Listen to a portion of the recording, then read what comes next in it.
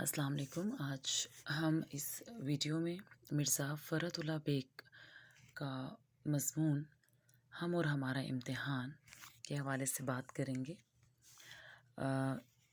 اس پر بات کرنے سے قبل میں مرزا فرحت اللہ بیگ کا تعارف آپ کی نظر کر دوں۔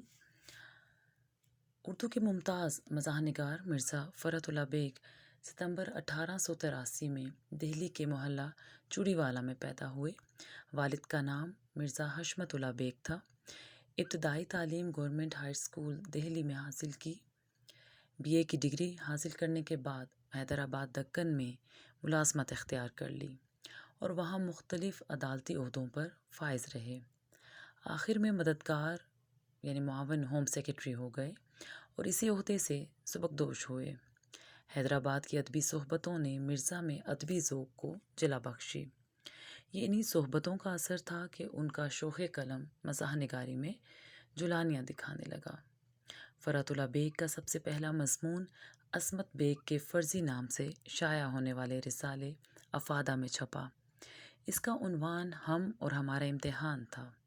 مرزا فرحت اللہ بیگ نے 1937 سے باقاعدہ لکھنا شروع کیا۔ اگرچہ انہوں نے ہر موضوع، تاریخ، سوانح پر لکھا مگر مزاحیہ رنگ غالب رہا۔ ان کے مضامین کے مجموعے مضامین فرحت کے نام سے شائع ہو چکے ہیں۔ ان کی کئی تخلیقات مثلاً میری داستان، دہلی کا یادگار مشاعرہ، نذیر احمد کی کہانی، پھول والوں کی سیر، نئی اور پرانی تہذیب کی ٹکر اردو ادب میں یادگار رہیں گی۔ مرزا فرحت اللہ بیگ نے 1947 میں وفات پائی۔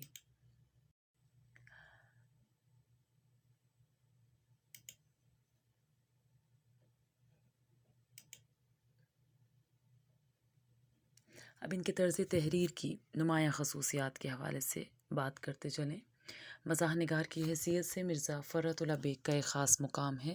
ان کی تحریریں خوش طبعی اور ظرافت کا نمونہ ہیں۔ ان کے تحریر کردہ خاکے بڑے ذوق و شوق سے پڑھے جاتے ہیں۔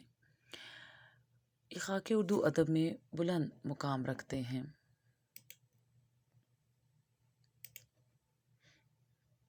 اب ہم بات کریں گے او لیول کے نصاب میں شامل مضمون ہم اور ہمارا امتحان کے حوالے سے۔ اس کا مرکزی خیال کیا ہے؟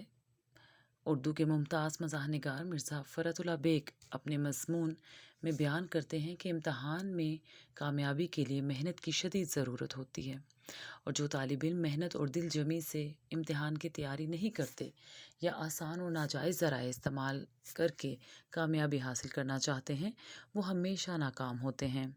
ایسے طلباء کو سوائے شرمندگی کے کچھ حاصل نہیں ہوتا۔ یہ تو وہ طلباء ہیں جو اپنے تئیں دوسروں کو دھوکہ دے کر سمجھتے ہیں کہ انہوں نے کامیابی حاصل کر لی، لیکن حقیقت یہ ہے کہ وہ خود فریبی کا شکار ہوتے ہیں۔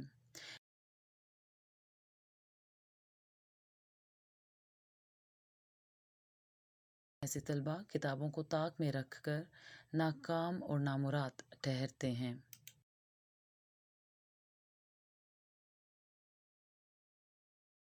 اب ہم چلتے ہیں اس کے خلاصے کی جانب۔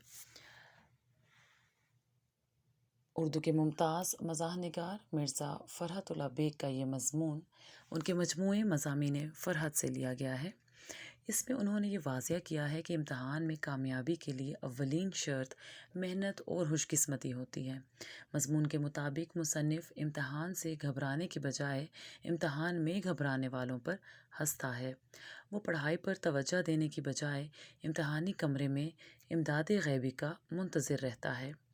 اپنی آپ بیتی سناتے ہوئے وہ کہتے ہیں کہ انہوں نے تقریباً 2 سال لگا کے لاء کلاس کا کورس پورا کیا۔ شام کو دوستوں کے ساتھ گھومنا، واپسی پر کلاس میں جھانک آنا اور منشی صاحب کی دوستی سے حاضری کا فائدہ اٹھانا مصنف کا معمول تھا۔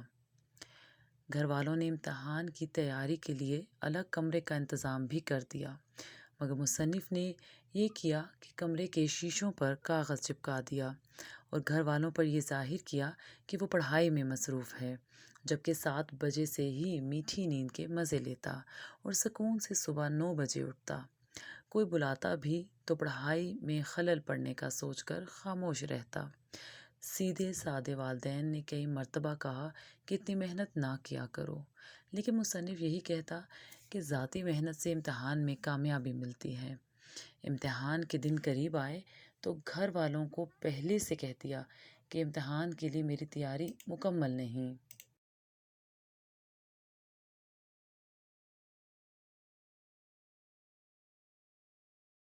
والد صاحب نے بھی کہہ دیا کہ امتحان میں شریک ہو جاؤ، کامیابی ناکامی اللہ کے ہاتھ میں ہے۔ پرچے والے دن مصنف امتحان میں کامیابی کے لیے امداد غیبی کی امید پر کمرے امتحان میں داخل ہوا۔ نگران کو کچھ نرم مزاج پایا، مگر وہ تو بعد میں اس قدر سخت نکلا کہ ہر وقت سر پر ہی سوار رہنے لگا۔